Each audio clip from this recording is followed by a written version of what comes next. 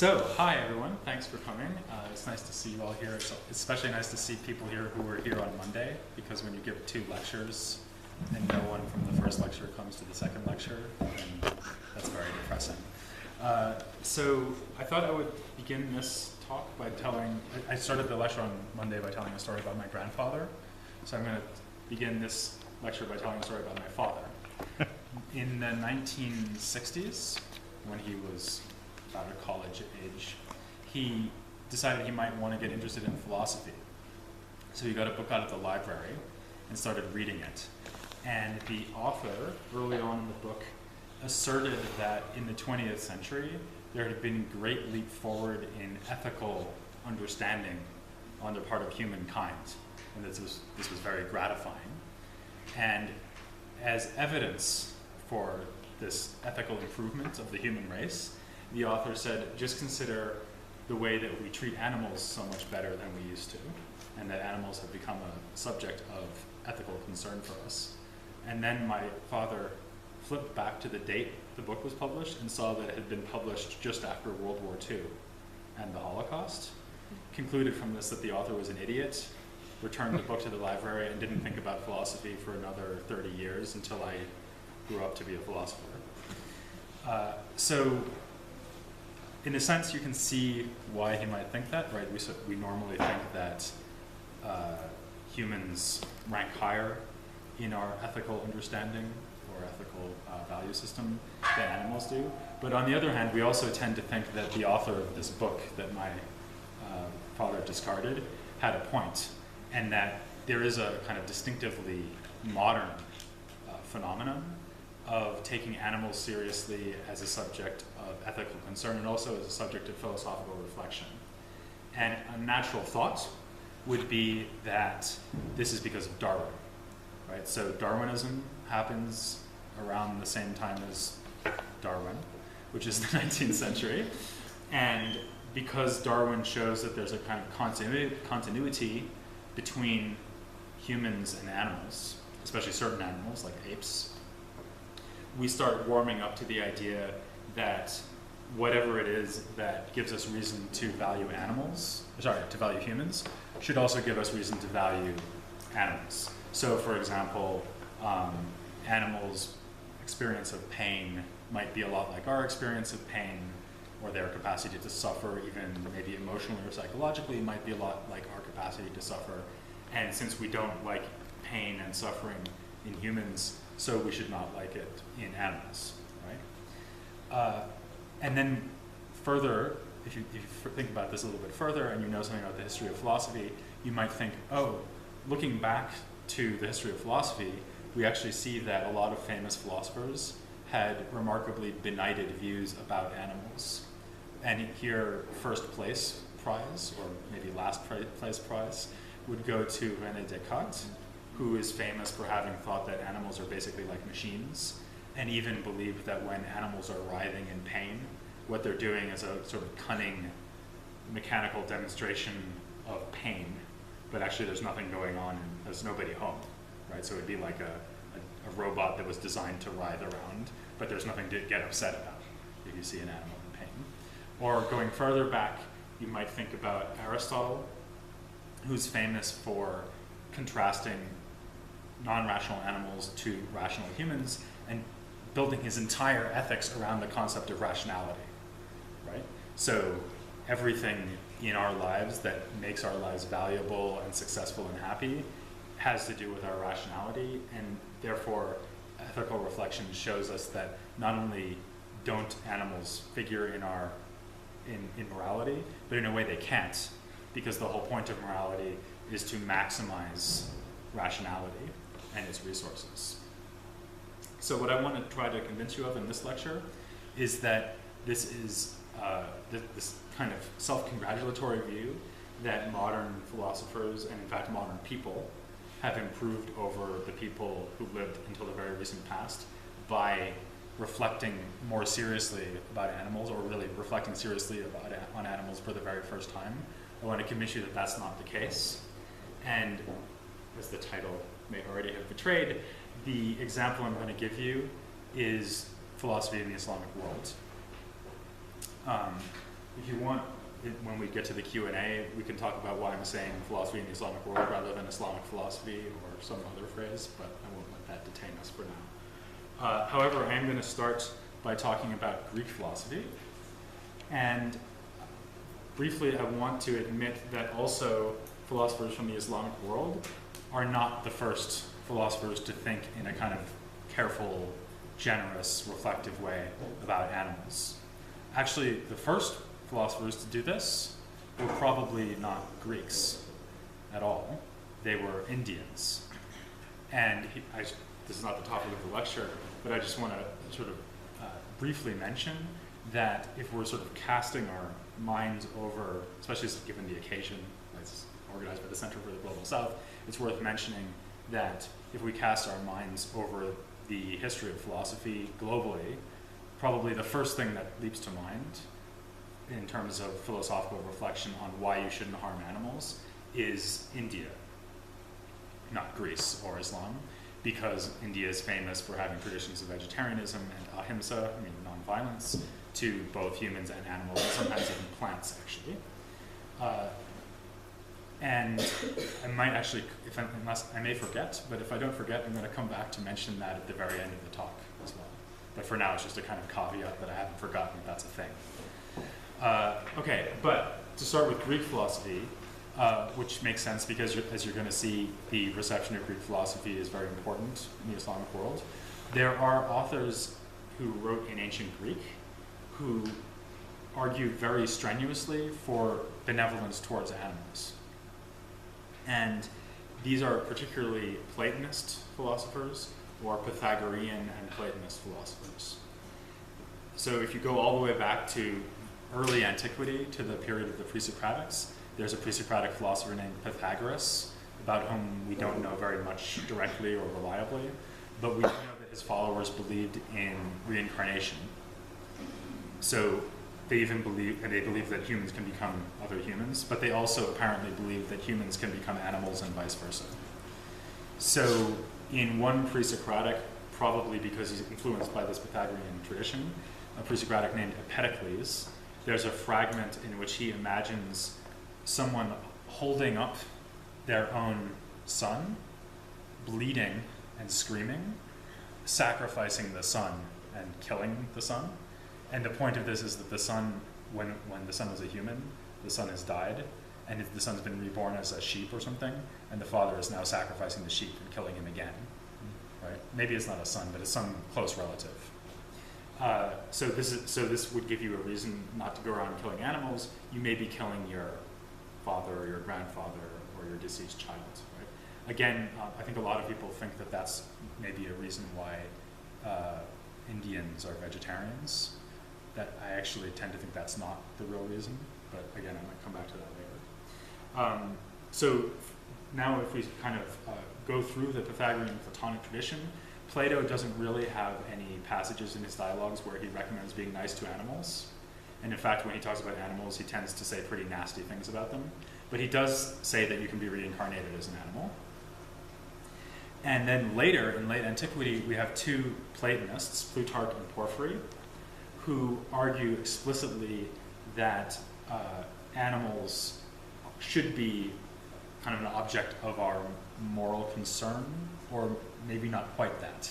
So it looks at first glance like that's what they're saying, because especially Porphyry writes this long treatise, again, it's called On Abstinence from Animal Food. So he's arguing explicitly for vegetarianism. And it kind of looks like what he's saying is you shouldn't mistreat animals because it's wrong to mistreat them. But actually, I think that the reasons why he doesn't want you to eat animals are slightly different from that. And here I'm following an interpretation that's been put forward by a former PhD student of mine named Faye Edwards. So she wrote a PhD thesis and now several articles in which she argued that Porphyry's reasons for vegetarianism are not really that animals are objects of moral concern. The primary reason why a philosopher should be a vegetarian is that eating meat is very pleasant. It sounds like a strange argument against it. But the thinking here is that a Platonist philosopher should be trying to sort of withdraw from the body and turn their concerns away from the bodily earthly realm towards the realm of intelligible beauty and knowledge.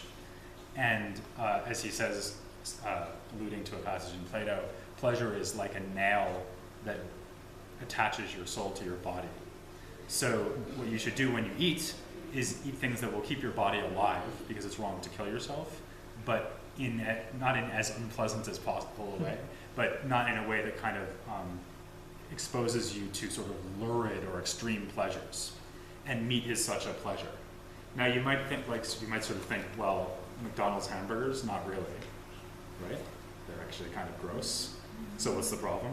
But so here it's important to bear in mind the role that meat would have played in an ancient diet. So meat was usually used as a relish on top of the food that's actually nourishing you, and it's a luxury item, right?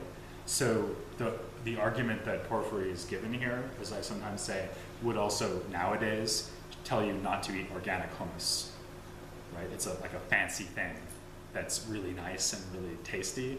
No, just eat, porridge.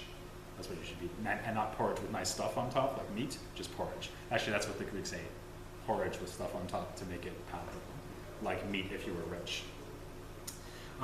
So this is actually a pretty remarkable text about animals and how we should treat them, but it turns out not to be relevant for our story because it was not transmitted into Arabic. So when we talk about the Greek sources of reflections on animals in the Islamic world, we're not talking about this Platonist tradition really. We're talking about two other things. First of all, we're talking about Aristotle, and second of all, we're talking about Greek medicine, and in particular Galen. So first of all, Aristotle. As I already mentioned, Aristotle is well known, if not notorious, for drawing this very strict division between rational humans and non-rational animals. And he seems to think that rationality is, so to speak, an all or nothing phenomenon. So it's not like there are animals that are almost as rational as we are, and then we're just smarter. It's more like we have a completely different kind of soul than animals do, even very clever animals. He's followed in this by other philosophers, in particular the Stoics, not so much because Aristotle said it, but because they have reasons of their own for saying it. They also draw a very firm distinction between animals and humans in exactly these terms. Humans are rational, animals are non-rational, and one of the ways that they use this idea is they'll say that when the world sort of gives you a certain impression that something is the case, if you're a human, there's a kind of mechanism called assent, A-S-S-E-N-T. It's not the Greek word. It's the English word. So you assent to the impression or not, depending on whether you think the impression is liable to be accurate. So for example, you walk into a room and everything looks pink. So the room looks pink, it's making an impression on you that everything is pink, but you know that you're wearing rose-tinted glasses, so you withhold from forming the belief that the room is pink. And you also don't act on this accordingly. In fact, it's only humans that can formulate beliefs through this process of assent, according to the Stoics. What animals do is they get the same impressions we do, and then they just respond by instinct automatically. So for example, if they see food and it looks tasty, they'll just eat it without, for example, reflecting on whether they should be on a diet or whether the food might be poisonous or whether they should be leaving the food so that their mate can eat it or whatever. This, by the way, is false, and it's much more false than you might think. So here's an amazing piece of empirical data from the animal world. Primatologists have observed the following situation. They actually did an experiment to see what would happen. So they have a bunch of monkeys, and the monkeys are all going to be let out into a kind of pen where they can hang out with trees and toys and stuff. And then they show one monkey that some food is being buried under the soil. And they choose a monkey that's young and low in the ranking of the group, right? So like a non-dominant monkey, okay? And the monkey is looking through, I guess, a one-way mirror or something, or a one-way mirror or something, and sees the banana or whatever is being buried. Then they let all the monkeys out. The monkeys all flock into the pen. The young monkey casually walks right past the buried food and sits and waits until all the older monkeys are not looking, and then it scurries over, digs up the food, and eats it. That's exactly what the Stoics think that only humans can do, right? So it still wants the food, but it withholds its action until it is able to form the belief that now is the right time. Okay? So the Aristotelians and Stoics are kind of wrong about this, but something that Aristotle has that the Stoics don't have is an unbelievably powerful interest in animals as a scientific object of investigation. So Aristotle, actually really unlike pretty much any other ancient philosopher, is really notable for having done a lot of empirical investigation of animals, in particular fish and shellfish. So there's actually a book about this called Aristotle's Lagoon. So he spent quite a lot of time hanging around a lagoon, collecting sea creatures and cutting them open and looking at them.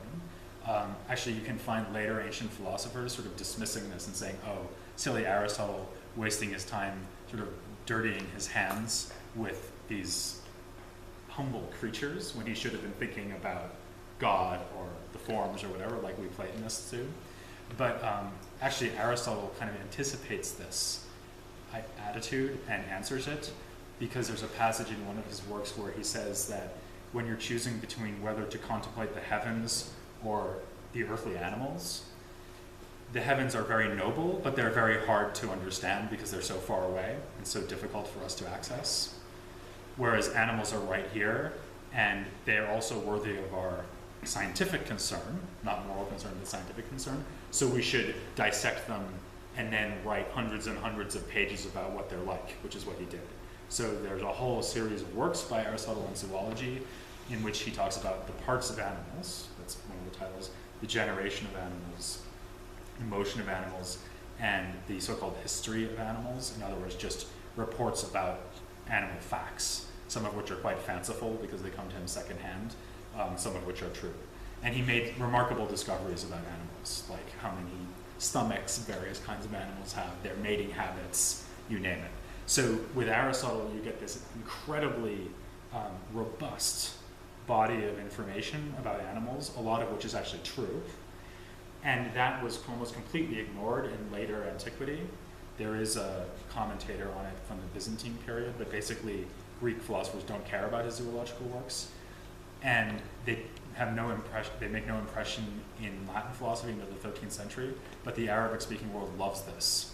So they have a translation of these works condensed into one book, which they just call Book of Animals, and this becomes part of their scientific material from Aristotelianism. Okay, as for medicine, you'll understand the picture in a second. The picture, sadly, is incredibly on point. So that's a pig tied down.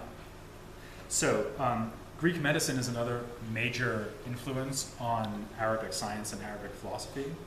And here the most significant figure is Galen. Galen lived in the 2nd century AD and is in fact probably the most important figure in the history of medicine. So as I said on Monday, there's almost 2,000 years, or maybe 1,500 years, where Galen occupies such a central role in the study of medicine that really medicine it is just Galen. So when you learn about medicine, what you do is read Galen. Just like in philosophy for about 1,500 years, when you study philosophy, you just read Aristotle. And that's not only true in Latin and Greek, it's also true in Arabic.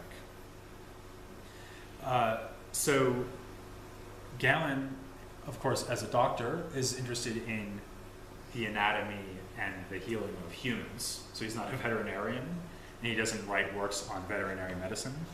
But he does allude to animals quite a lot, because the direct study of the human body in the 2nd century AD was not an easy thing to do. So, I mean, actually the direct study of the human body is incredibly difficult at the best of times if you don't have modern scientific equipment. So, I mean, imagine someone hands you a knife and says, okay, figure out human anatomy. There's a corpse, go. Not easy, right? whether alive or dead. And the only time in antiquity, as far as we know, that this was not observed was here in Africa, although at the other end of Africa, in Alexandria, in Egypt, about 300-400 years before Galen. There's a period where doctors from Alexandria named Hierophilus and Erasistratus started dissecting human bodies, and in this way discovered the nervous system. Specifically, what they discovered is that the nervous system and the circulatory system, the blood vessels, are not the same thing. So they realized that they're distinct systems, which had not been understood before then. One thought is that the reason why they started doing this when it wasn't being done elsewhere in the Greek-speaking world is that Egyptians were in the habit of cutting up bodies to mummify them. And they were like, oh, okay, so that's cool here, let's do it. Sadly, having sort of taken this step towards dissecting human corpses, they went right on ahead and started dissecting living humans as well, supposedly. So they got the king to make condemned criminals available to them, and they cut them up while they were still alive, supposedly. Let's hope that's not true, but it's said to be true. But this is a very brief period, and after that it stops. And in fact, the general attitude among other doctors later in antiquity, including Galen, is that it's no longer necessary to cut up human bodies because they figured it out. But also because we can cut up animals. And Galen was a skilled surgeon for humans, but also a very, very skilled dissectionist and vivisectionist. And this brings me to the picture. So Galen was apparently very strongly convinced that humans and animals have a lot in common anatomically, so much so that he just kind of, almost without even giving you an explanation or argument for why this is possible, he demonstrates things about our bodies by showing that these things are true of animal bodies. And the best example is that Galen was involved in a diatribe against the Stoics and Aristotelians, who held that our so-called ruling organ, the ruling faculty's seat, is in the heart and not the brain. So Aristotle notoriously thinks that the brain is just there to cool down your blood, but you think and do all your sensing. Well, you don't think with any organ, actually. You think with your mind, and your mind doesn't have an organ, but your center of sensory experience and imagination is in your heart, not your brain. So you don't do any cognition with your brain, for Aristotle. And the Stoics think this as well. Galen not only argues that this is wrong, but he proved that it's wrong. And here's how he proved it. He took animals, he cut the nerves coming from their brain, and eliminated their nervous system capability. For example, he was such a good dissectionist that he could say, watch, I'm going to cut this nerve, and the left leg will go paralyzed. Bam, and it happens, right? Very, very impressive. And he said, he actually gives an example of this, but this, by the way, would have been done in a setting just like this. So he'd be on a stage with the animal tied down, and you'd be a bunch of Roman aristocrats, and he'd say, watch. And he'd take the knife and do it. And he says the most impressive thing you can do is take a pig and cut the nerves going to its vocal cords, because pigs, when they scream, and the pig would be screaming obviously, are very, very loud.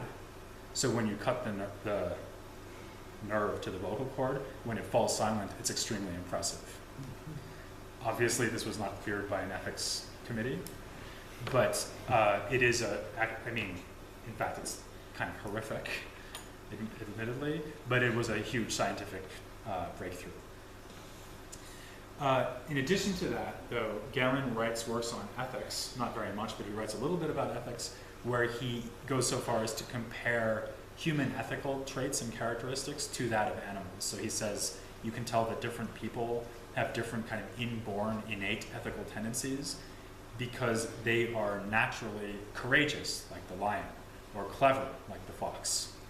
So so it's not only the anatomy that gives him the chance to try to draw this parallel between humans and animals, it's also ethics.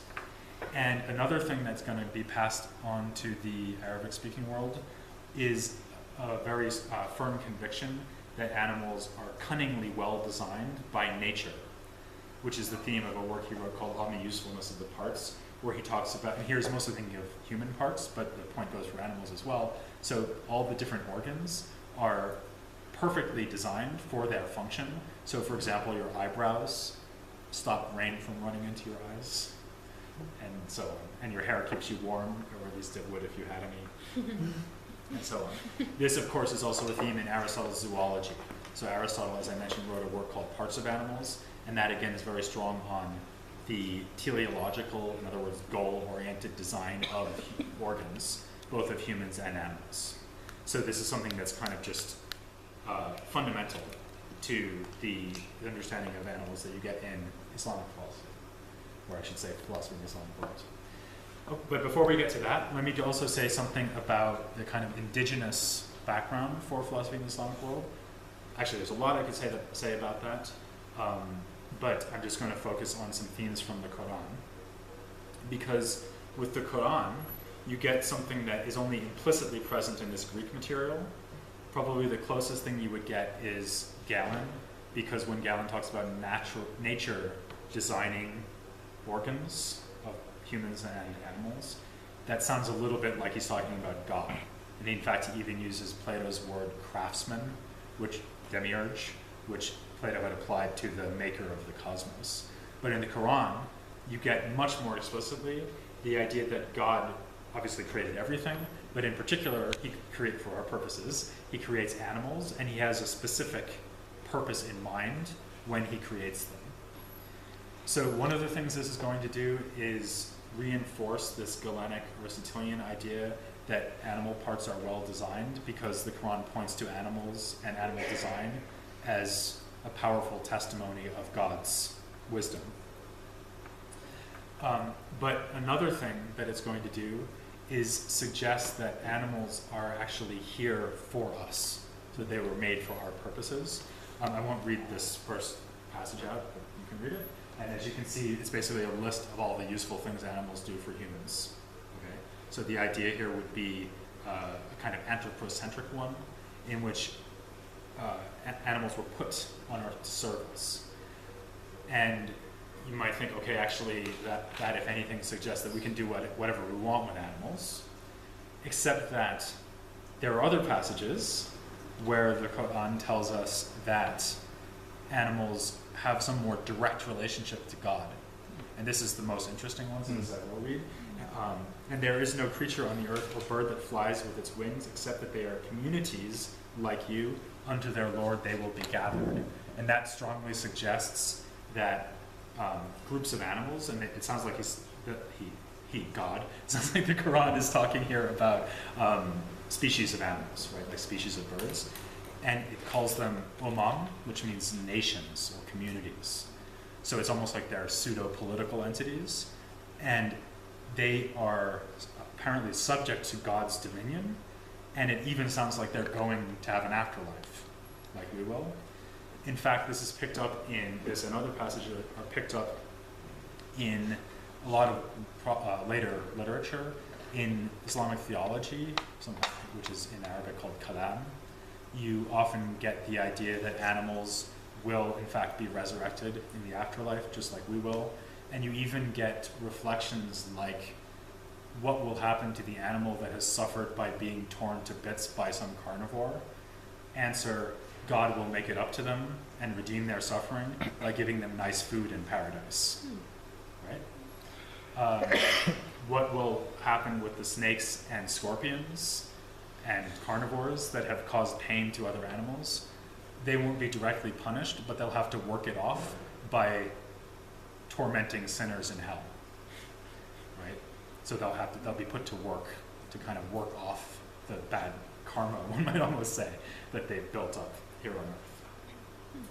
And there's another work, which I'm not going to focus on for reasons of time, but which I could have focused on, by a group of thinkers called the Brethren of Purity, Ikhwana Safa, who wrote a kind of philosophical encyclopedia with treatises on every area of philosophy and science, and also mysticism and religious sciences and so on. And usually these are just like very informative, very didactic treatises saying, here's what we think about whatever this topic is, like introduction to logic, introduction to the cosmos, whatever it is. But in the case of the animals, so there's a treatise on zoology, and when they get to that, they write this long fable, which is probably inspired by a Persian translation called Kalilo Dimna of an Indian work called the Panchatantra, which is full of animal fables. And what happens in their version is that the animals of the world gather together and bring a lawsuit with the king of the demons, where they complain about their treatment at the hands of humans and say, will you please do something about this? And the rest of the work consists of a series of speeches made by the leaders of the different animal species saying, we're maltreated by the humans, even though we can do all these amazing things, and we're actually better Muslims than they are, because they're hypocritical, whereas we are good worshippers of God. They don't know that the calls of the birds are actually prayers to God and praise songs in his praise, but they don't know that because they can't understand it, and so on and so on, right? At the end, the king of the jinn, actually it's not demons, it's jinn, but I'm saying demons to make it easier to follow. The king says, well, you're basically right, but the humans have saints and prophets, and you don't have that, so the humans win. But of course the implication is you're still right that you're better than 99% of humans. So probably the point of the work as a whole is to kind of ironically criticize human ethical failings in comparison to animals, and you see other literature like this in the Islamic world. But rather than focusing on that work, I'm going to talk about three other philosophers. And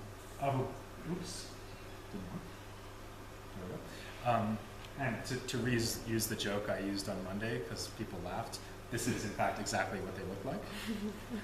So we have Abu Bakr al-Razi, who lived into the early 10th century. We have Avicenna, who lived into the early mid 11th century, 1037. And we have Ibn Tufayl, who lived in the 12th century. Razi lived in Persia and Iraq. In fact, Razi, the name Razi means from Rai, which is a city near modern-day Tehran, kind of defunct city.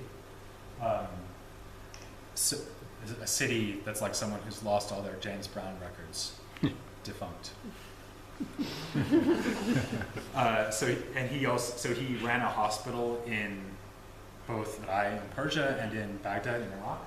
Avicenna is the most important medieval philosopher of any culture, excluding China and India, about which I'm not prepared to make comparisons, but he's the dominant figure in all medieval reception of Aristotelian philosophy, massively influential in the Latin West as well as in the Islamic world. And he's also Persian, by the way. He's from Central Asia. He's from Afghanistan, but he would have spoken Persian natively. Almost all of his works are in Arabic, though, not Persian. And Ibn Tufayl lived in Spain, Islamic Spain, and is a contemporary of Averroes, who you may have heard of.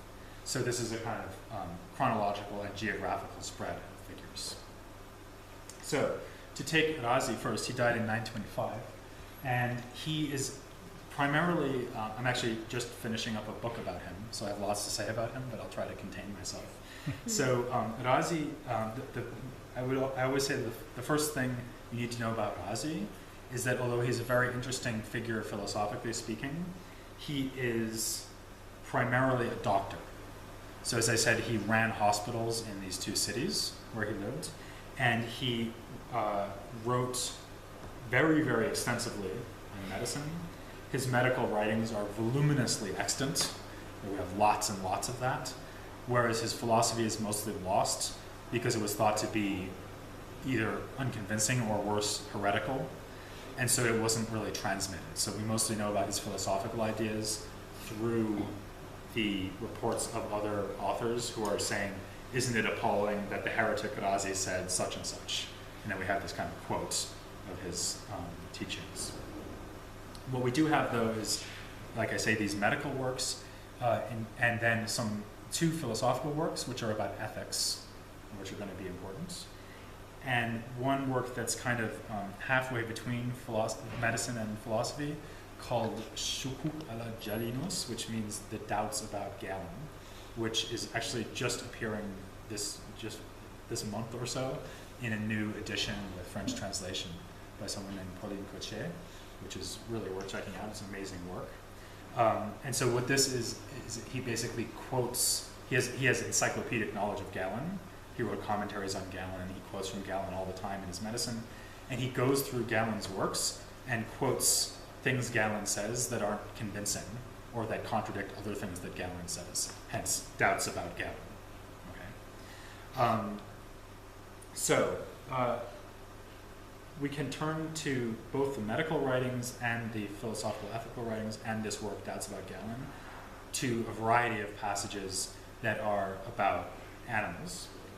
And one of the things that's interesting that he says in the medical works, including this work, which is just an introduction to medicine, one of the things he says is that there are three basic powers in the body, which he calls psychological, animal, and natural. And these are respectively in the brain, heart, and liver. This is an idea that goes back to Galen, and past Galen it goes back to Plato. So this brain, heart, liver thing is the three primary organs. That's in Plato's Timaeus. And remember I said before that Galen criticized the Stoics and Aristotle for thinking that the ruling faculty is in the heart and not the brain, right? What Galen took himself to be doing there was defending Plato's view. So Plato says in the Timaeus that you think with your brain, and Galen says, look, I'll cut the pig up, I'll show you Plato was right. Also Hippocrates. So he thinks Hippocrates believes this as well. And Razi is following him here. Now again, this is a medical work, and clearly what he has primarily in mind here is human anatomy and human medicine. But when he explains this so-called psychological power, that's kind of a weird translation. The reason I chose that is that the word is nafsani, which just and nafs means soul. So powers that have to do with soul. But actually your soul is doing everything. So probably what this means is like the most sophisticated powers of the soul. And Razi says that what's located in the brain is your capacity for sensation and your capacity for movement. So when I lift my arm, just like we would say, somehow my brain is telling my arm to move. Specifically, the way it's doing that is that there's a substance in our bodies called ruh, which means spirit. The Greek word is pneuma, which is where we get words like pneumatic drill, right? Pneuma means breath, really, breath or spirit. And the idea here is that there is this subtle sort of vapor or gas, maybe you could call it, like hot air, that is moving through your nervous system and is being used to move your body around. Also, sensation works through this pneuma or spirit. And it all comes from the brain. And this is all, by the way, totally Galenic. So this is also what Galen thinks. So again, this is a story about how humans steer their bodies and experience sensation. But of course, it goes for animals just as much as it goes for humans, because animals have brains, and animals have sensation, and animals can move. So I take it that everything he's saying here applies to animals just as much as it does to us. This is actually sort of backed up by the fact that in his ethical works, he gives a similar threefold analysis of our psychological powers, which he explicitly ascribes to Plato. And he says that our rational faculties are associated with the brain, and that the point of ethical behavior is that your rational faculty should be subduing your lower faculties of desire and also anger. It's just like Plato says in the Republic, if you're familiar with that text. So here we have a nice alignment between medicine and Platonic philosophy, which, generally speaking, gives us a very strong push towards thinking that animals are a lot like humans. okay, because they have this same kind of three-part setup, right? Subduing your lower powers actually doesn't hold for animals in Razi's point of view. And this is because actually our reason doesn't relate to our brain in exactly the same way that, for example, our circulatory system or our capacity for anger relates to our heart. And the reason for that is that our power of reasoning is actually immaterial. And it's using the brain, Razi always says, as an instrument to manipulate the body and to suppress the lower appetites. And only humans have reason. So here we kind of come up against the limits of this kind of medicalized idea that humans are just like animals, because it's true for all of our faculties, digestion, reproduction, also emotions like anger. Remember Galen's thing about ethical traits being shared by animals. So even the emotions, sensation, imagination, memory, all of these are shared with the animals. The one thing animals don't have is what Razi calls akıl, which means intellect or reason. And this turns out to be extremely decisive in ethics, because, and now Razi is going to say something very much like what the Stoics said, if you put an object of desire in front of an animal, it will just go for it. It won't think, well, should I go for it or not? So just to read out this passage, he says, being led by, wrong kind of glasses. Being led by the call to pleasure and going along with it is nothing but domination by desire and its obliteration of intellect. It behooves the intelligent man, and the Arabic there just means the person who has reason or intellect. It behooves the intelligent man to scorn desire and consider it as beneath him, rather than acting like male goats or bulls or other beasts which engage in no reflection or consideration about consequences. Similarly, the chief way people are better than beasts is this: the faculty of volition and the dispatch of action afterward. For beasts, being without cultivation, straightway when they are called to something by nature, do that thing without hesitating or deliberating about it. So his ethical teaching is, you don't just have a brain so that you're capable of imagination and sensation and so on. You also have this immaterial power of reason that's related to your brain, the intellect, which animals lack. And that enables you to suppress your desires and resist them in a way that animals cannot. However, Razi elsewhere, and this is in the Doubts about Galen, which I mentioned before, goes pretty far in the direction of doubting whether that's actually true. So this idea that animals can't think. Mm-hmm. And here he's polemicizing against Galen in a passage where Galen was attacking the Stoics about what you do with your brain and your heart, right? And Galen kind of mentions in passing that animals can't think, right? To which Razi said, and I won't read this out, but the picture, by the way, is unbelievably apt, again. So what he says is that he's seen a mouse trying to get oil out of a bottle, and the bottle is too narrow at the top to actually climb in, which is probably good because the mouse would drown. So what it does is it dips its tail in, pulls the tail out, and licks the tail. And he says, if animals can do this, how can you say that they don't think? Okay. So actually sometimes Razi seems to have a very kind of generous, sympathetic idea about what animals can do. But that makes it, in a way, all the more surprising that when he talks about how we should treat animals, he argues that we should treat them well without saying that we should treat them well because they're capable of such sophisticated abilities. So this is now moving back to one of his ethical works. He's sort of setting out his guidelines for life, and he says that one of the things that we should always avoid is causing suffering. And the reason we should avoid suffering is because God doesn't like suffering. So I'll read out the passage again. God hates for us to suffer pain, and all the pain we do suffer, which is not our fault or due to our choices, but is by nature, is something necessary and unavoidable. From this it necessarily follows that we must cause no pain at all to anything capable of sensation, unless it is deserved or unless by this pain we can prevent another which is worse. And then he goes on to say explicitly that this means that you should not mistreat animals. So for example, you shouldn't pile too much weight on pack animals. Maybe you should be a vegetarian. He's kind of non-committal about that. But you certainly shouldn't inflict needless suffering on animals. The only animals that you can kill just kind of on principle are snakes and scorpions, the famous snakes and scorpions, but that's because they cause suffering to other animals. So them, you can step on. Everything else, you have to be nice to them, okay? And I think it's very striking that Razi, who actually is very, very unusual, I mean, especially in light of that mouse passage, but just in general, he's unusual in seeing a lot of commonalities between animals and humans. He doesn't say you should be nice to animals because look how sophisticated they are.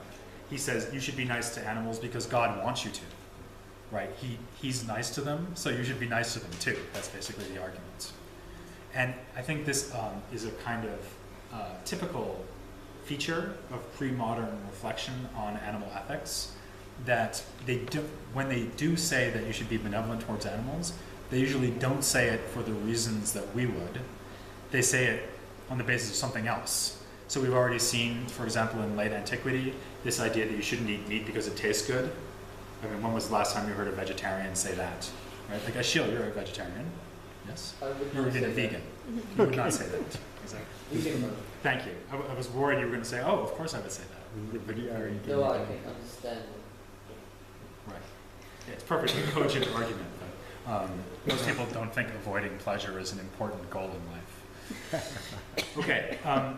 Now, I want to talk about Avicenna for a bit, and this is not going to be about ethical treatment of animals or benevolence towards animals, but it is going to be about something we've just kind of been discussing, which is how sophisticated are animals. And as you can tell from what I was saying about the Stoics and Aristotle, apart from some sort of stray hints in the Platonic tradition, in ancient Greek philosophy, they have very low expectations about what animals can do cognitively. And of course, these low expectations live on for a long time in the history of philosophy, like you find them in Descartes, for example. And this is in striking contrast to what we find in Avicenna. So Avicenna is another figure who's interested in both philosophy and medicine. He also writes about medicine, like Razi does, and he reads a lot of Galen, like Razi does, and tries to bring together Galenic medicine and Aristotelian philosophy. And like Razi, he assumes, or like Razi and like Galen, he assumes that there's going to be a very high degree of similarity, anatomically speaking, between animals and humans. And as you're going to see, again, the main difference is that we have an immaterial, rational soul and animals don't, but everything other than that is going to be the same. So the picture that's emerging here is that we, walking around as humans, are basically animals with this intellect added on top like a cherry on a sundae. Okay? It's just that in this case it would be like the whole point of the sundae is to have the cherry. Right? Now, so in a sense we've already had this in Galen and Razi, but what we get in Avicenna is a much more systematic explanation of what animals can do, coming all the way up just below the level of pure intellection. And this comes in his famous theory of the internal senses. So the idea here is that we have 5 external senses, the famous 5 senses, and to match them, we have 5 internal senses. Here's a medieval picture of them, and a list of them. So there are things like imagination and memory. Perhaps the most interesting one is called in Arabic wahm. It's hard to translate. In English, it's often called estimation, but that's just because in Latin it was called estimatio. So I'll just tell you what it is, and you'll see why that there's no English word for it. Okay? So the idea here is that some properties of things are sensibly perceptible, like for example the red of your blouse. We can just see it, right? But some properties of things are not sensible with the 5 external senses, but they still belong to that particular thing. And his example is hostility.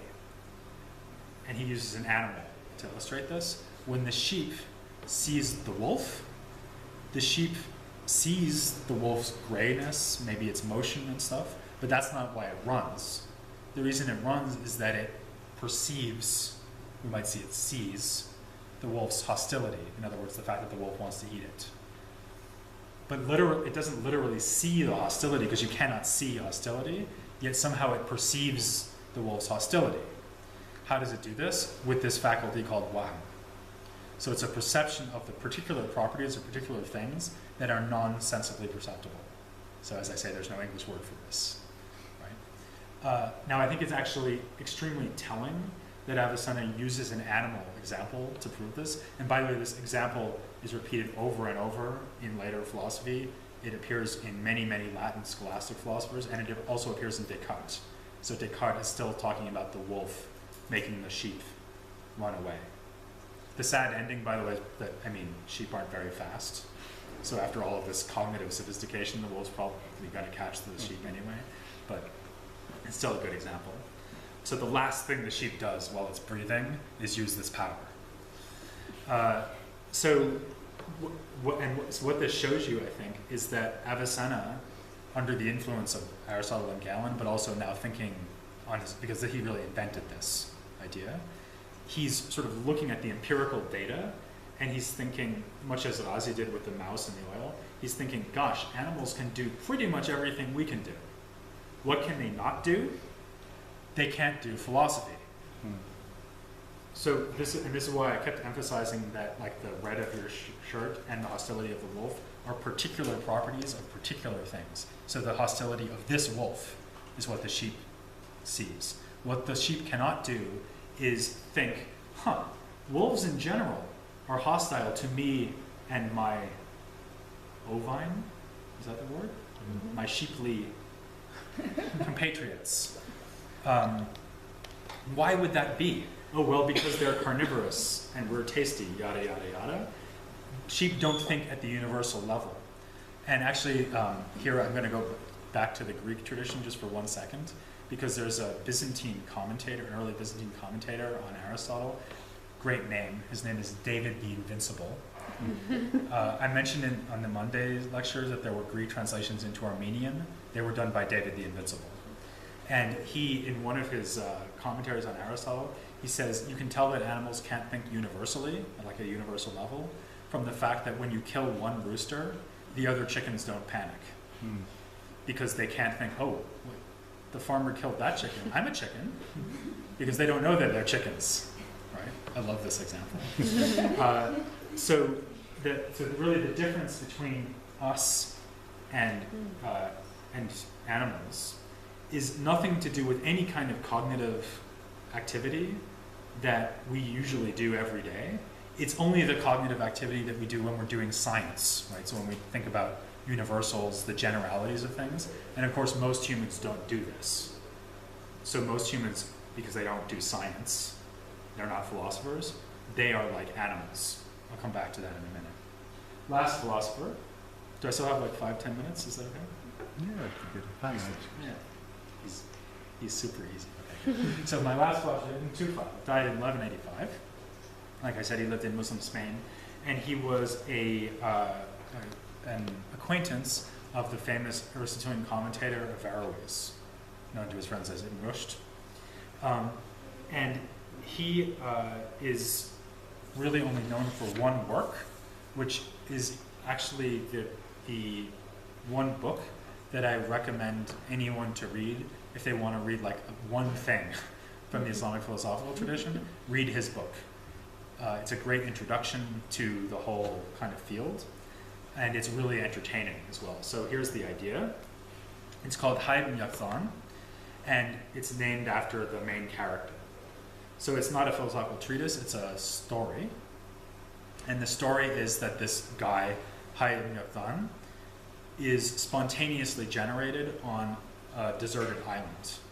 Or maybe he comes there because his mother puts him in a little boat and he sails to like Noah in the basket. Moses. Sorry, not Noah, Moses. And he winds up sailing across the sea. But somehow he comes to this island and grows up there alone and becomes a perfect self-taught philosopher and then Sufi mystic. And the reason why this is such a good thing to read if you're looking for a first thing to read in philosophy, from this philosophy of the Islamic world, is not only because it's very like entertaining given the story, but also basically what Ibn Tufal has Hai, the main character, do. He sort of moves through all of the stages of understanding much of the doctrine that we associate with other Muslim philosophers like Avicenna. So he kind of just ticks them off one by one, but of course without presupposing any background knowledge, because Hai doesn't have any background knowledge. So he just talks about how Hai figured all this stuff out. So it's a great book. Now, a second ago I said that Hai grows up on the island alone, but that's actually not quite true. There are no other humans, but there are animals. And in fact, to get around the narrative problem of how Hai could survive as a baby alone on an island, Ibn Tufal describes him being found by a gazelle and nursed and kept safe until he's old enough to be self-sufficient, sort of like Mowgli in the Jungle Book with the wolves. Yeah? And in fact, this gazelle doesn't only perform a kind of narrative device, like sort of closing this potential plot hole, like how did the baby survive, but actually is really pivotal to the whole story, because Hai's first kind of step into scientific understanding is that the gazelle dies, or is in the process of dying, and Hai is trying to help her. So he does what any loving son would do. He cuts open her chest and tries to find what the problem is that's causing her immediate death. And although he doesn't save her life, he does figure out that there's this spirit which is keeping her body warm and keeping her alive. This is the ruh again, right? The pneuma moving through her body. And this is like his first big scientific discovery. So, like many great scientists, his first steps towards understanding were through vivisecting his mother. So the gazelle is really important, and I think maybe the gazelle is important in at least one other way as well, which is that the gazelle is also his introduction to something you might think of as like a social interaction, right? So there's a lot of emphasis on their emotional bond, and part of the point here is that Hai, at the beginning of the story, really sees himself as being like another animal. And there's even a scene in which he dresses up in feathers and animal skins in order to keep himself safe by frightening off the other animals. So the idea that he's an animal is very like boldly underlined by the narrative. But then as he progresses, he kind of moves past being an animal as he starts to understand that he's a rational being. Okay? So this idea that you transcend your animal nature by basically being a scholar, scientist, philosopher is something we've just seen in Avicenna. And it's also something we find in other Andalusian thinkers of the same time. This is a little bit of a digression, but I wanted to quote it because it's so amazing. So the middle quote is from Averroes, who I just mentioned, famous commentator on Aristotle. The lower quote is from Ibn Bajjah. These are both Aristotelian philosophers around the same time. And the Ibn Bajjah quote's a little bit complicated, but basically saying that a lot of people don't very rarely really rise among the level of the bestial, but there's usually some kind of thinking involved, right? So there's a kind of combination of animality and humanity and rationality in our everyday lives.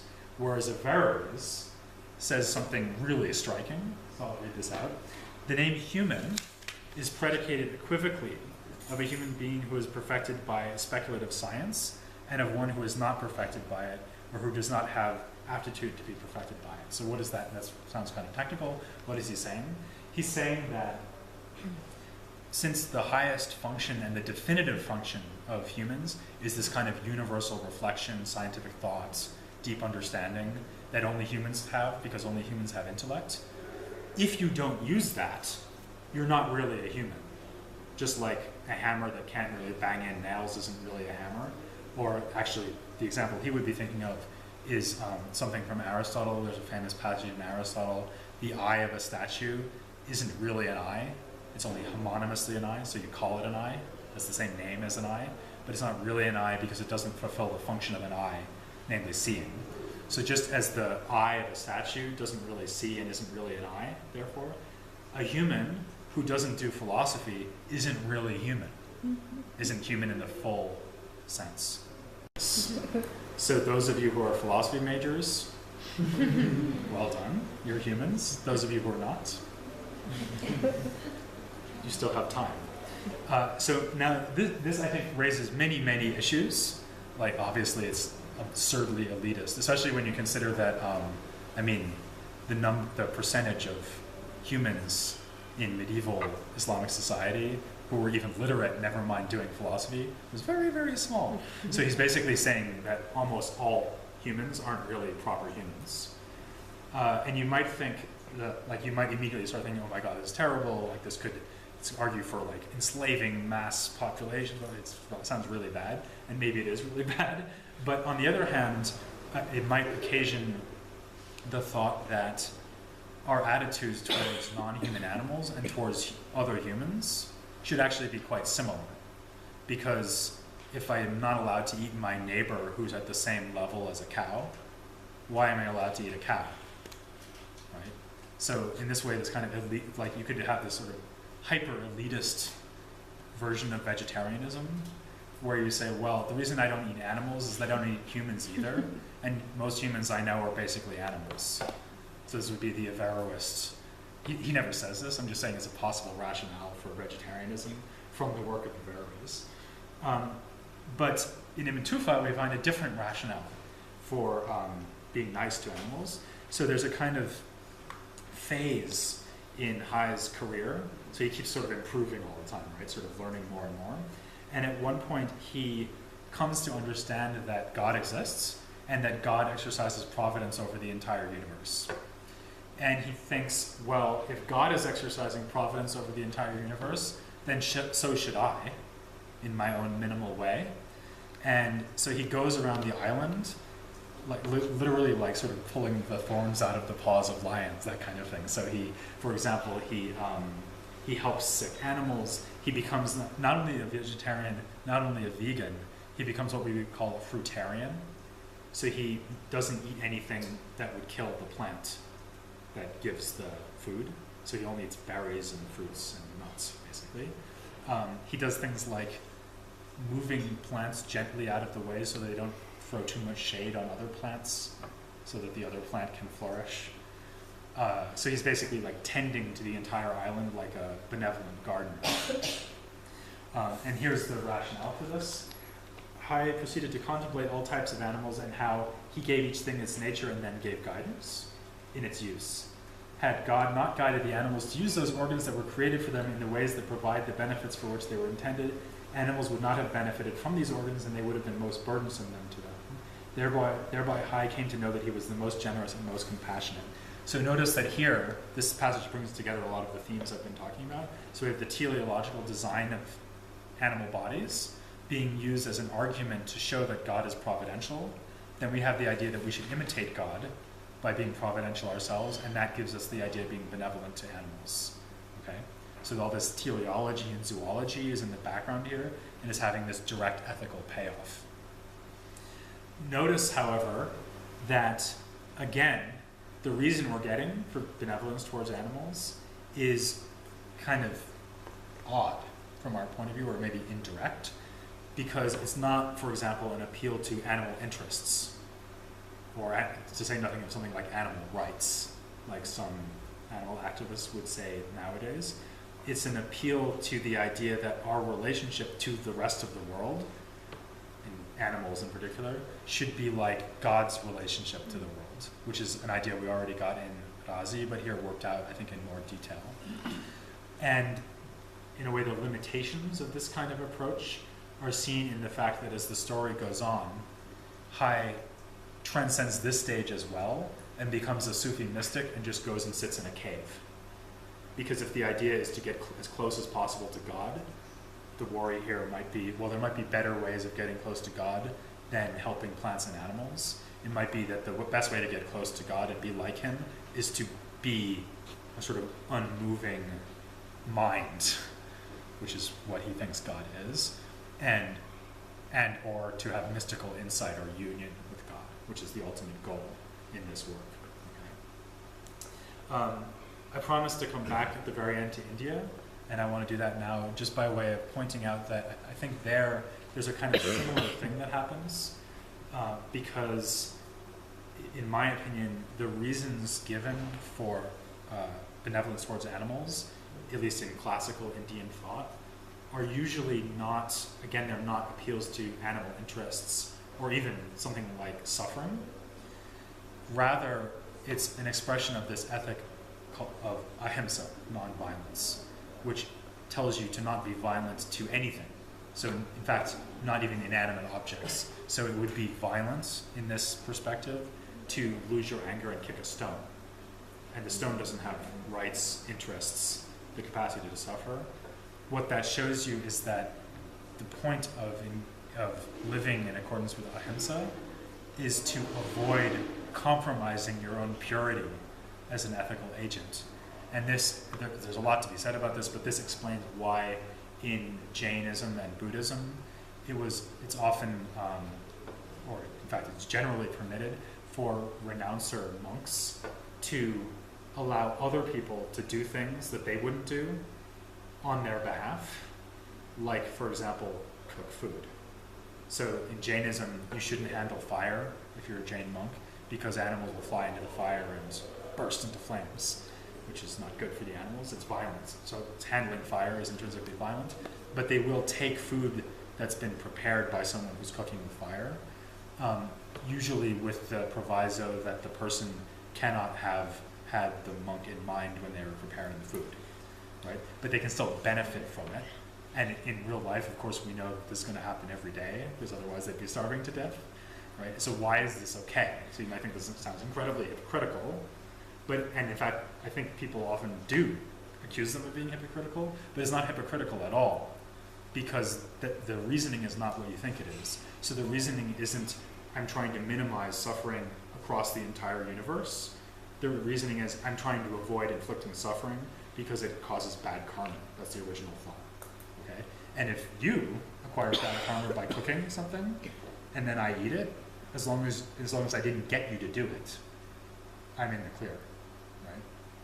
So, I mean, I'm not saying that this is an exceptionless feature of pre-modern philosophy, but going all the way back to what I said at the beginning, it may be that there is like a distinctively modern way of thinking about animal ethics, benevolence towards animals, namely thinking about it in the same terms that we think about human ethics. Right? Humans have rights, humans have interests that need to be addressed, humans maybe play a role in the ecological network, et cetera, et cetera, et cetera.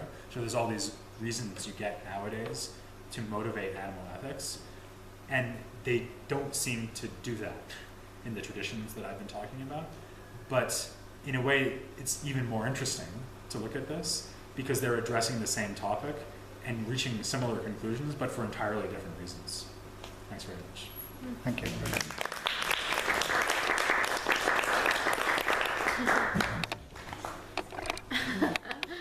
Love that picture. Yeah. Just sit, Peter, so that I have you in the frame. Great.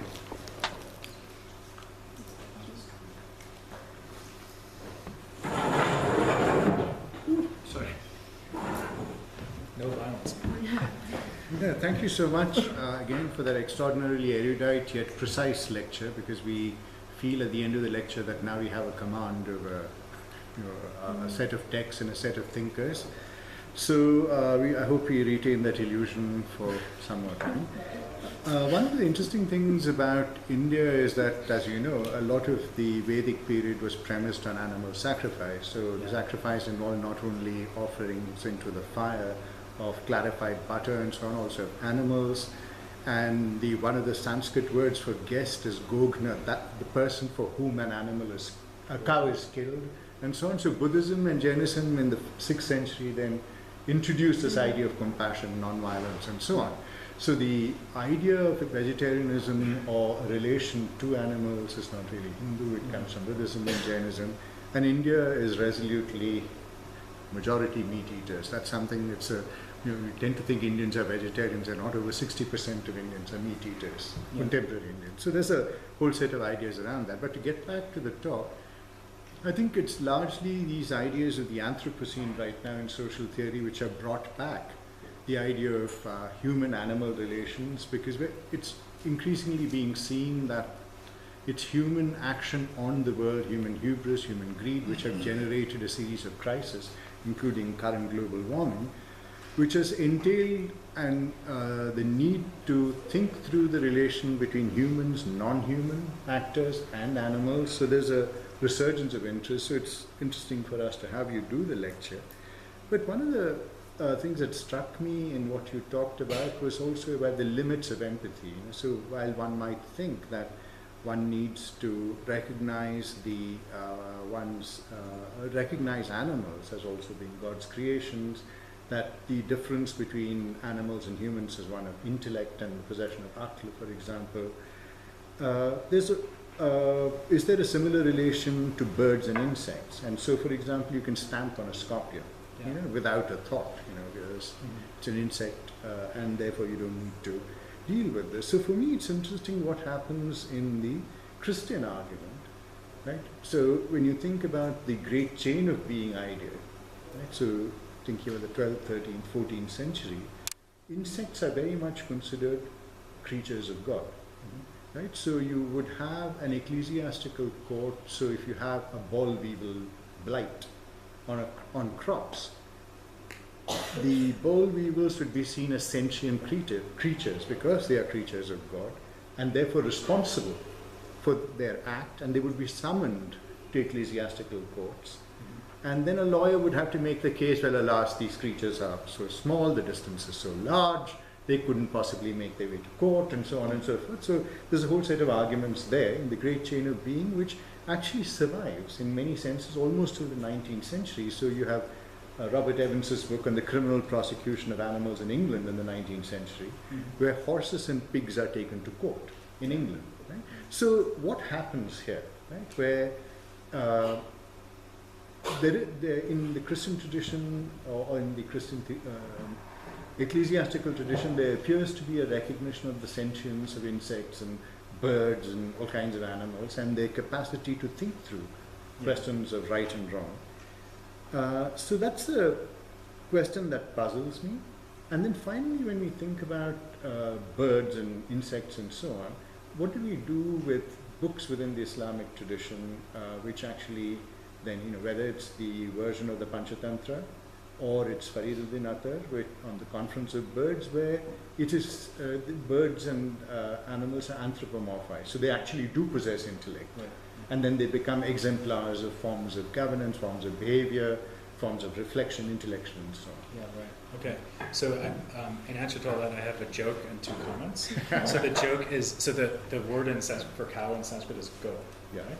And so the joke is that you can tell a lot about a culture by what the word go means.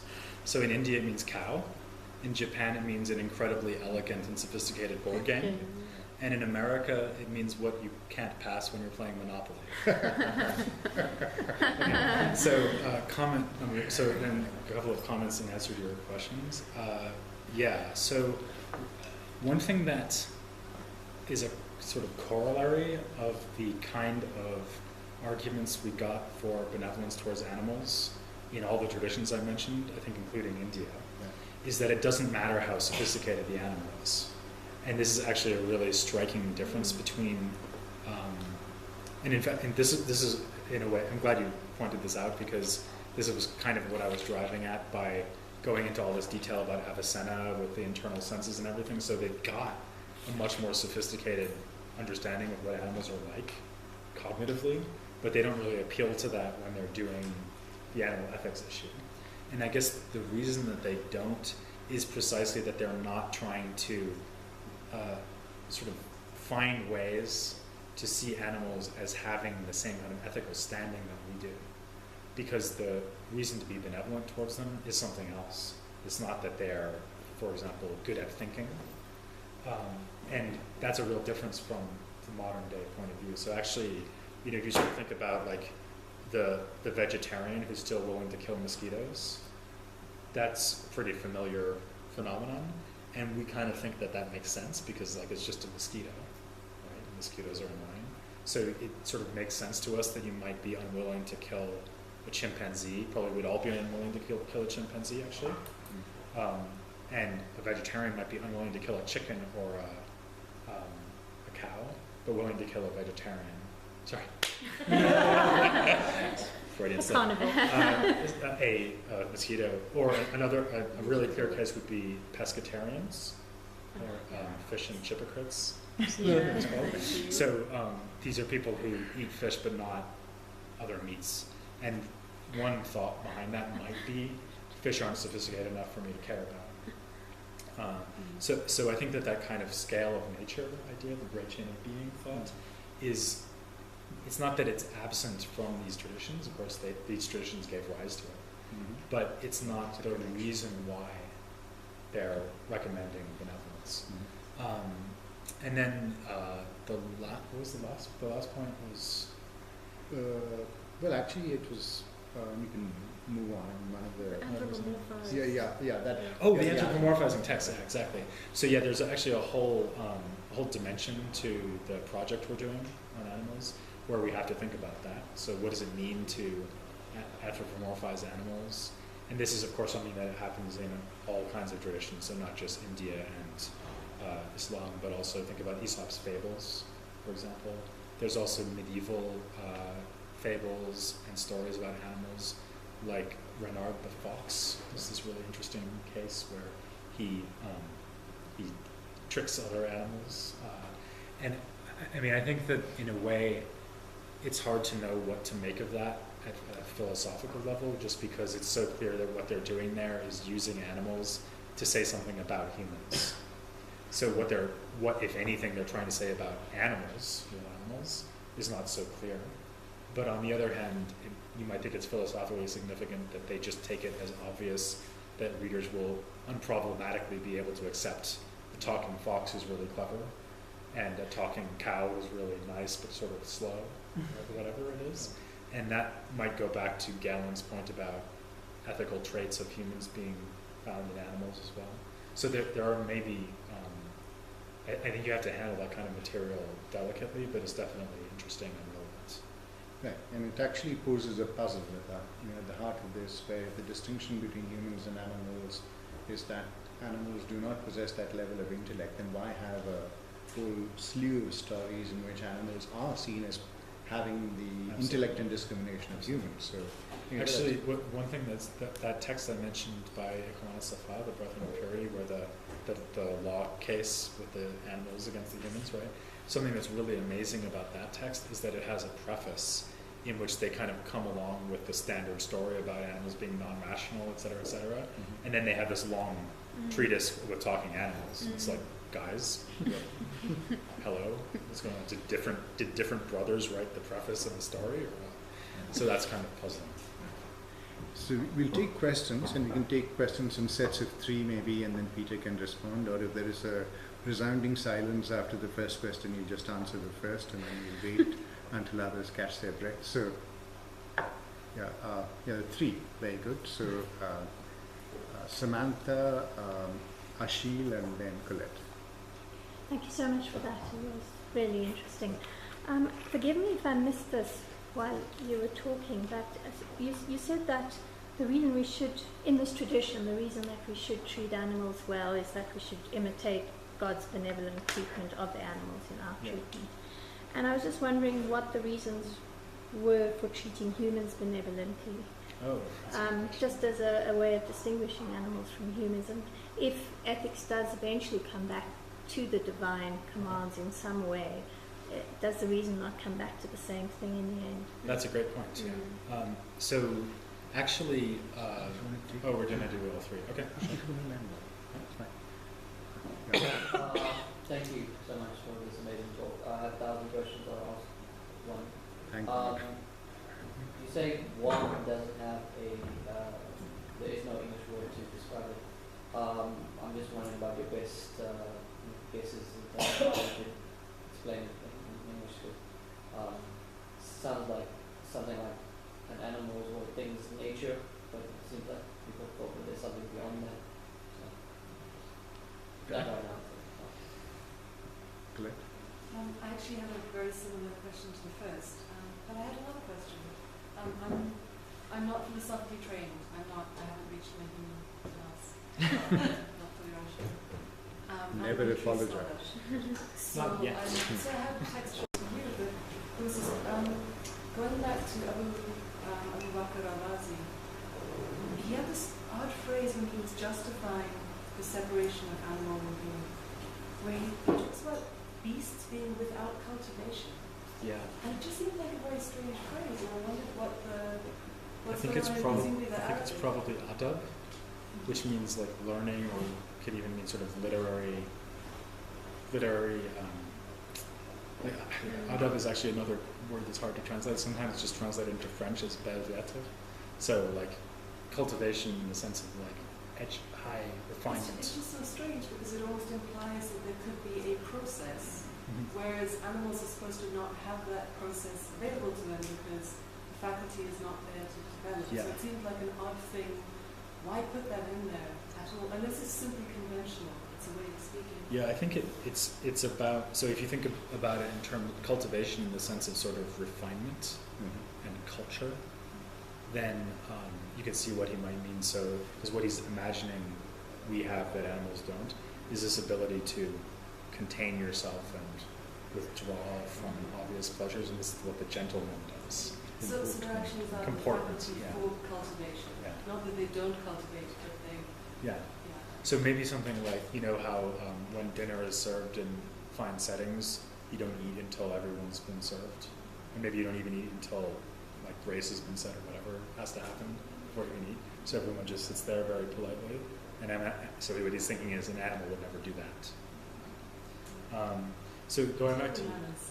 what's that? Good manners. Animals take Good manners. manners. Animals Yeah. don't have good manners. That actually even could be a translation Yeah, in but that context about But that. can't animals be trained in the same way as human beings have to be trained in order to restrain themselves from falling upon mistake? I think dogs can. Yeah. I'm not sure about cats. Not my cat. I mean, it's a whole process of childhood through which we acquire this. Yeah, so yeah. much, you know. So going back to your question, the reason why there's actually kind of puzzle in ancient and medieval ethics about why exactly we should treat other people well, because notoriously these ethical traditions tend to be eudaimonist. In other words, they tend to be centered around the idea of the individual agent's perfection, happiness, flourishing, etc. And so, well, actually, a lot of people have criticized this kind of ethical theory precisely on the grounds that the only reason for me to be nice to you is so that I can do better, so that there's no genuine altruism in a eudaimonistic system. And of course, you know, whether that's a fair accusation is something about which much ink has been spilled, right? But I think here you see that they're kind of true to that idea, because what they're saying is, well, and in a way this would be a nice way of reformulating my point about the contrast between the modern and medieval perspective, because if the modern idea is, well, the animals have rights and interests, we should respect those, the medieval idea is we should be like God. So that sounds like much more like the idea is me trying to be as perfect as possible, rather than, and in a way the animal is just a prop that I'm using to maximize my own awesomeness, right? Which in a way goes back to Aristotle, right? So everything's a prop to maximize my own awesomeness. Again, whether that's true would depend on lots of other things. So in the case of this idea of becoming like God, there's an obvious question about whether God is altruistic, right? So now we're sort of pushing the question to, well, why does God hate suffering? Why does God benevolently protect and providentially look over animals the way we should? And the answer might be something like grace or mercy. So, right, at the beginning of Quranic verses, right, praise be to God, the mild, the merciful. So if God, what does that mean? Well, if it means that he's providentially looking after animals and us when he doesn't have to, sort of for their sake, then we should do the same thing. You get altruism back that way, but in a very indirect. And as far as Waham goes, I mean, so of course, if we're actually literally talking about how to translate things, you often also have the problem that some English words are already kind of taken to translate other Arabic words. So for example, nature is tabi'a, not Waham. But also, I think Waham is much more specific. So it's really a cognitive capacity to do this very highly specific thing. And this is compounded, by the way, by the fact that the word Waham has other connotations in Arabic already. So before Avicenna comes along, it seems to mean something more like imagination or like fantasy. And it can have a pejorative sense, like that's just a product of your Waham, or that's just a case of tawahum, would mean you just kind of think that, but it's not true. Or you just imagine it. It's like false, vain imaginings. And even worse, Avicenna uses the word that way as well. So there may be a question about whether that faculty of Waham is what you use to have that kind of misleading delusion. But it's a very hard word to translate. How would you use the word in modern Arabic? I mean, Wahm, it's literally is illusion, Yeah. but I think in this context it's intuition. Because Yeah. the root of the word is from Wahm, then Iham, and Iham is like to veil something deliberately or undeliberately. I see. Okay. So, Yeah, I mean, intuition is usually huds. huh? There's this word huds, which people usually translate Yes. as intuition in Avicenna, Yes. so that's kind of taken as well, sadly. Yeah, but I think in this context, because actually in the works of Razi and Avicenna, Wahm, and even also with mysticism, there is also this kind of that's intuition and illusion, not in a negative sense, Yeah. but actually in the sense of seeing what could not be seen, Right, or seeing the immaterial, Mhm. feeling the immaterial. Yeah, unfortunately, as it happens, Avicenna has a whole theory of this function called huds, which means the ability to like make a But that's rational. yeah, it's the ability Huds to is more- see a connection in a syllogistic argument that gives you scientific understanding like that. So that's usually people translate that as intuition. He would use actually Wahm with animals and children. Yes. Or Animals certainly could not have huds. exactly, because it's rational. It's not- rational. I like this economy of translation. Hey, that word is already taken. We can't use it. It's rough. Yeah. Are there any more? Yes. It's still a Christian thought. You had a question? It's a Christian answer to this. Human. That's okay. I've got other questions. She's Sorry, happy. I missed that. She's a happy customer. Oh, that's it. Oh, thank you so much, Prof. Actually, mine is not a question. It's, when you were presenting here, you actually took me back memory lane when we used to study the Bible some years ago. That's why I had to go outside and ask for this Bible. Because I remember very well in the book of Genesis, where it says God created Adam and put him in the Garden of Eden. He gave him the authority and power to rule over everything there, including animals. Yeah. And then on the 6th chapter of the Genesis, where God now was disappointed by human beings during the Lord's time, where God says, I regret why I did create human beings. I'm going to destroy them. Now he's instructing Lot to say, you know what, I want you to build an ark. Right? In that ark, you must build it like this, blah, blah, he was given the plan. And then I think on the same chapter, the chapter 6, verses 19 to 20, some 23, says, before I bring the floods, please make sure go in there, gather animals by two. make sure you put them inside the act. Yeah, so to cut the long story short, Prof, I think definitely your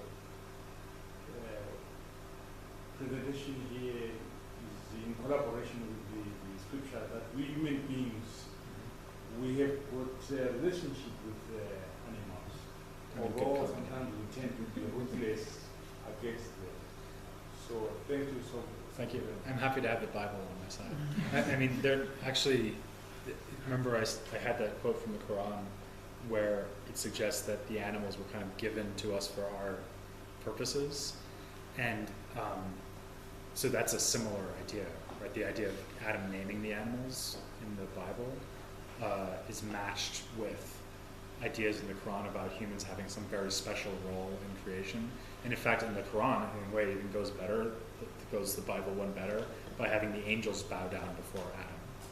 So humans are very exalted in the Quran, but that doesn't rule out the fact that there's this other kind of theme in the Quran about animals also being somehow like a central object of God's concern.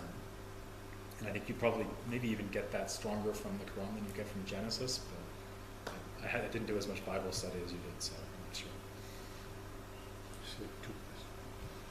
Thank you. Again, thank you. That was really nice.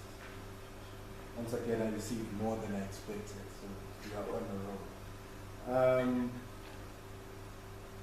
I understand that it's a specific project to look at animal ethics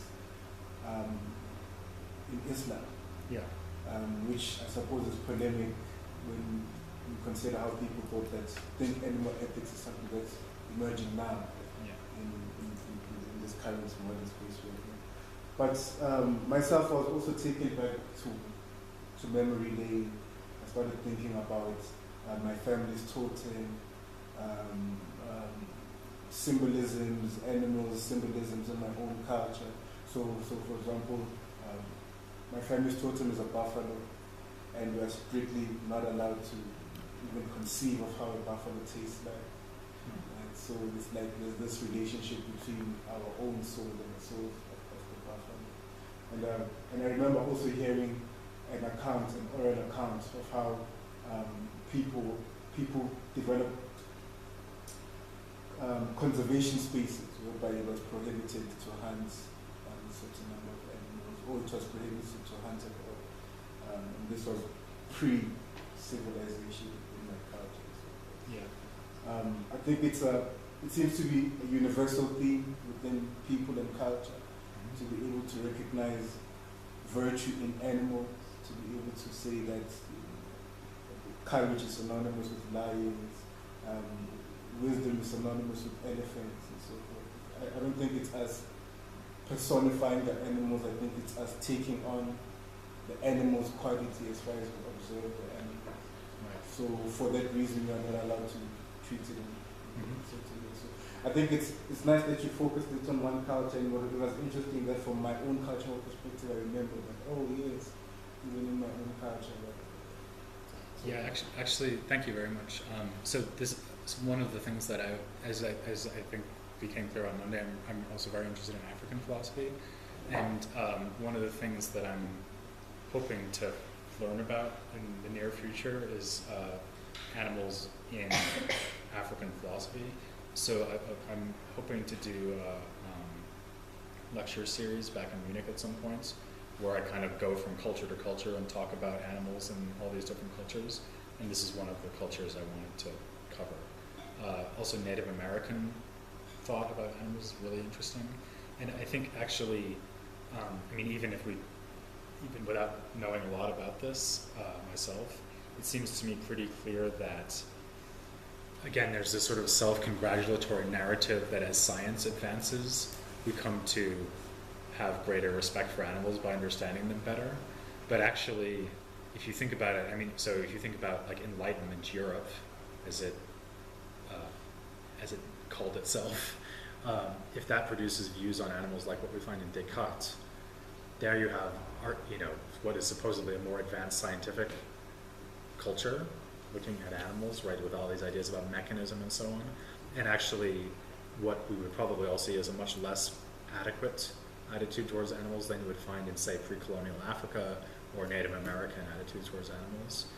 And I think also that these cultures, sometimes some of the other beliefs in the cultures would give you insight into how much commonality they see between animals and humans. So for example, some African pre-colonial traditions have the idea that people can become animals, right? So that they can somehow like project their spirit into an animal, or maybe just physically transform into an animal.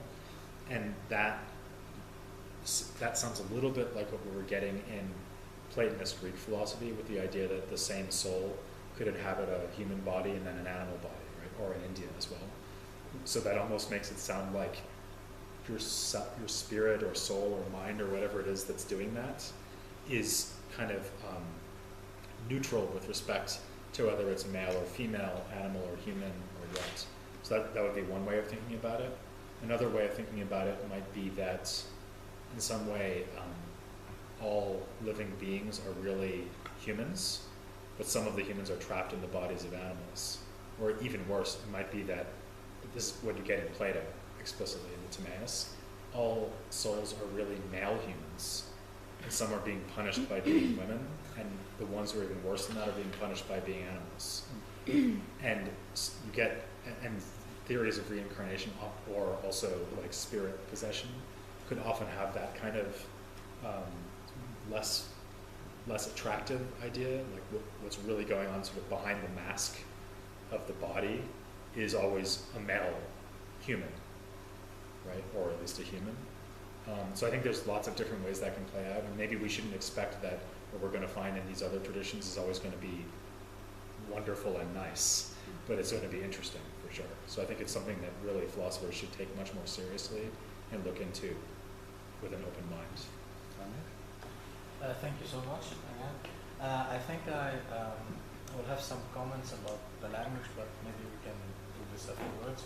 But one comment is, at least when I used to be a Muslim, I read the Quran, and also from my readings and other philosophical readings. Actually, in Arabic, in Quranic Arabic, there is no mention of animals. The different. You mean because they don't use the word hayawan? It doesn't use the word hayawan. Exactly. It only So says baha'im, that. or an'am. Yeah, true. And others. And actually, I found it as very interesting that you mentioned this verse about nations or species of animals. But I would like to get into a philosophical question, because Hayd ibn Adam, I read it also many times. We got it in school a little bit. Really? The non-heretic version. And there are so many philosophers actually read Hayd ibn Adam as anti-Aristotelian, and some of them go so far that says that, at least from the name, only beginning with the Hay is living, Yaqdan is the one who never sleeps. Yeah. So there is Hay is one of God's names, and Yaqdan, the one who never sleeps, is a description of God. So there is the thesis that says that when he starts as the animal or an animalistic until he becomes the mystic, actually that means life. It's one and everything, and this is actually God himself, or God itself.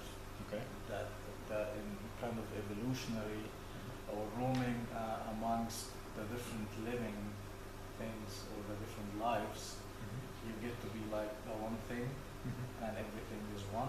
So it's rather more of a mystic than it is with Ibn Rushd or Aristotelian. Yeah. And I think that here is we see like some thought which were actually put into a literary genre in order to avoid the accusation of being a heretic. And I forgot the name of the book, but there is a whole book about Al-Hayy ibn Adam actually arguing that, and saying that this is one of the mystic understandings of life. Yeah. It starts with the name until the whole story. Right. So I think, what's your take on So that? I mean, okay. So for one thing, you don't have to have this kind of subtle, against the grain reading to think that Ibn Tufah's praising mysticism, because that's just there in the text. So, I mean, the preface talks about mysticism in a favorable way, and then the culmination of his progress as a learner is clearly to transcend Aristotelian philosophy and become a Sufi mystic. Like I said. So he goes into this cave, he sees God, bam, right? And so the question is not whether it's a mystical text. The question is more, what does... Okay. So obviously there's different ways of reading this. My feeling is that I don't think that Intufa is suggesting that philosophy, and it's really in a way more Avicennan philosophy than Aristotelian philosophy, but whatever. So philosophy for him, I think, isn't like a ladder that you throw away. I think it's more like his complete philosophy is Avicennan philosophy plus mysticism. And that's the whole thing you're supposed to take away from the text. You're not supposed to like discard all the stuff that came before. And in a way, the only thing that would push me at least towards reading it that way is that Hai actually changes his behavior. So like I said, he goes from being this kind of ecological figure to being a mystic sitting in a cave. So there may be some kind of recognition that you can't do both things at once. But I don't think that the text is suggesting that somehow the philosophy part is, in retrospect, being shown to be illegitimate or inadequate or something. No, I didn't mean that. I'm sorry. What I meant that this reading that I'm talking about doesn't see a distinction between the animal and the human. Yeah, I see. That's I see. Because of his name. Yeah, it's another philosophical understanding. Yeah, I think it's really as life actually. Yeah, actually, so maybe it's important to say that. So Hai, like he said, Hai means living, and the word for animals is hayawan, living. It's just plural of that. So it's living beings, just like in Greek, the word for animals is just living things. Okay. And in fact, animal means something with a soul, right? Anima, the soul. So like clearly there's a reason why his name is that. And of course it goes very well with my focus on animals in the text, that his name could be translated like animal, son of awake, right? As opposed to living, son of awake. And so it's clearly very important that his being a living being is a kind of something he has in common with animals. It might be, so one way of thinking about it, sort of thinking off the top of my head, it may be that he goes from identifying himself as one of the living beings to identifying himself with the living, namely God. So there's kind of progress from being an animal to being God. That would be one way of thinking about it. And I think that would be that would fit with my general take on the text, which is that he wants to have the whole thing with every level of insight kind of preserved as like adequate for its own purpose. Kyle? I didn't know your name. Nina. Kyle and Nina. And thank you for the talk. It was really interesting. I was just wondering, well, to me, what was striking is how all this kind of writing about the writings about animals, they are ultimately speaking to the boundaries of the human as well. So and what counts as human and what is excluded from it. So when you're talking about hierarchies of animals, I was wondering as well about hierarchies of humans, which you speak to in the last example. That is the most striking. But kind of thinking what another interesting point of the work, I think, is the kind of politics it can carry in our present moment. So what does it mean to kind of trying to recover all these understandings of animals in Islamic thought? And I'm thinking I don't know the context in Germany, but I remember watching with some horror the kind of anti-halal campaign that there is in the UK, and how it's extremely racialized in a way, basically saying halal is barbaric, like halal meat production is barbaric, and because it kind of involves the torture of animals. Right. So I mean, I was just curious to know your kind of reading of that situation, and obviously it feds into Islamophobia in Europe today. So Yeah. And in South Africa as well. It Oh, just comes is it? up, my neighbors in Linden are sacrificing a goat in their backyard. Oh. How barbaric and so on. Oh. We'll take 3 questions and then we can probably put her into discussions. Nina and then I didn't remember the name of the philosopher that said that whole thing about being human is philosophizing and not doing it. Varies. Mm. Okay. Averroes. So does he mean like doing formal philosophy? I know that for a long time philosophy and science were the same thing. So there's like a formal kind of nature to that. But like it seems to me if we're going to say that you're human in your capacity, if you do formal philosophy, that's really elitist. But if you say, thinking about things in a more abstract kind of way, employing your rational capacity to work through problems that are maybe a bit more abstract, is something that we could probably say we all do, and it's not like formal, but it seems like maybe it would be philosophy. So just be interested to know if there's, in that work, does it make a distinction? Is he talking specifically about formal philosophy? last question. Thank you so much for the presentation. I'm interested in, the gender question. What I'm thinking about is if much of Islamic philosophy relied on Greek philosophy in its understanding and then evolution. Greek philosophy was rife with, was describing women as almost being animal-like, or having categories, and it's very similar to your question. The category of human itself was always of controversy. Those with rights, those that are citizens. And so if in these traditions of Razi, Sina, and Tufail, if any of the scholars were able to make the argument that if we afford kindness and humanity, divinely inspired, to animals as part of like an Islamic animal ethics, then surely the categories of human require that same type of divine inspired kindness and humanism. Because Islamically, if you look at like Quranic scripture, in terms of male and female, they are both created from a single nafs soul. They both have ruh, spirit, and obviously the defining characteristic is akal, right? Which is rationality. So if you can afford that to animals, then do they ever make the connection that we have to then challenge the way in which Islamic society treats humans of different categories? Right. Okay. So I'll try to do that all in order. I sort of do these two questions at the same time, as it happens. So going back to your question, so the first thing you said, I totally agree with. That actually, in a way, one of the reasons we thought it was philosophically interesting to look at this topic is that thinking about animals is always thinking about what humans are, right?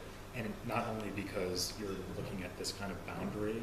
Actually, there's 2 boundaries that are interesting. There's human-animal and there's animal-plant. People don't think about animal-plant very much, but we should maybe. So actually, Aristotle talks about this, that there are some animals that are practically like plants, like sort of sea urchin type things. So because he spent so much time cutting up sea creatures, he was actually really interested in that kind of dividing line. And there, he's pretty open to the idea that it's quite a blurry demarcation. But going back to the human-animal case, I think that's really one of the most interesting things about it, is that when they're talking about animals, it often is an occasion for them to say what it means to be human, and vice versa, actually. Also in ethics, right? So when Razi says, here's what it means to be a good person, it means don't act like an animal, or don't act like a beast. So there, the word is he talks about Bahan as well. Yeah. So as far as the contemporary political resonance goes, I mean, to be honest, I'm usually pretty careful not to get into that because, and so I guess the cultural space I'm trying to occupy is trying to get people to stop thinking about Islam purely in terms of things like terrorism, debates about halal, blah, blah, blah, blah, blah, and start thinking about it in some completely unexpected, unexplored way. So like, I mean, I think this, so if you sort of hand this to an Islamophobe, my hope is that they just wouldn't know what to do with it. Like it would like blow their minds and their ideas about what Islam was, is, and could be, hopefully so deeply that it would kind of shake their whole way of thinking about it. But I realize that that might be a bit optimistic. But that's kind of, so the goal is to kind of just change the conversation, and not by the way, not only by always going back to medieval Islam, because one of the other things that I try to do is talk about the continuity of philosophical reflection in the Islamic world from the period I was just talking about right up till now. Most of my research, to be honest, only goes up to the 12th, 13th century, but that's the idea. That's the rhetorical goal. So your question, so what does philosophy mean here? So first of all, it definitely doesn't just mean what we mean by it, because it certainly would include all the physical sciences. So something like physics itself or zoology for him would count as philosophy, definitely. And technically speaking, the difference between someone who does philosophy and someone who doesn't is, for him, is very clear. So someone who does philosophy is someone who has universal understanding of anything based on proofs. Okay? So if you're doing that, you're in the philosophy game. If not, then not. And I guess, unfortunately, he would in fact think that most people, so for example, when you think about, well, we shouldn't have chicken for dinner because so-and-so is coming over and last time they came over they had chicken. That's thinking, but it's not philosophy. So it's even in a sense abstract, like you're having to use past about the facts, facts about the past, preferences that are likely to be held by this person. So it's probably something an animal couldn't do, but it's still not philosophy because it's not universal. So universal would be something like, we shouldn't eat chicken because light meat is bad for people who have such and such, right? So you'd have to be thinking about universal generalities and bringing them to bear. The extent to which people do or do not do this, of course, is just a matter of empirical investigation. And I think that it's really the fact that his understanding of science, if you want to put it that way, is so narrow and technically constrained that he winds up being such an elitist. If we kind of relaxed our idea about what philosophy is, then, I mean, my opinion is that everyone does philosophy, but he wouldn't see it that way, because he has this very rigorous Aristotelian understanding of what knowledge is, what understanding is, and hence what philosophy is. Okay, women. I have lots to say about that, but I will restrain myself. So let me just say a couple of things. First of all, as it happens, I'm really interested in the history of women in ancient and medieval philosophy. And actually I did a whole series of lectures on this, which are on YouTube. So there's like 10 hours of me talking about women in ancient and medieval philosophy, which, needless to say, I can't summarize now. But one thing I would say is that actually the idea that women are rational too is totally built into standard ancient philosophy. So when they say humans are rational, animals aren't, they mean male and female humans. And there's a line in Aristotle where he says that the reason why women are subordinate to men is not that they don't have reason, but that reason is in them not kurios. So what does that mean? Not so clear, but it means something like it's not sufficiently in charge. Okay. So the thought is that they do have reason, but they aren't very good at mastering themselves with reason.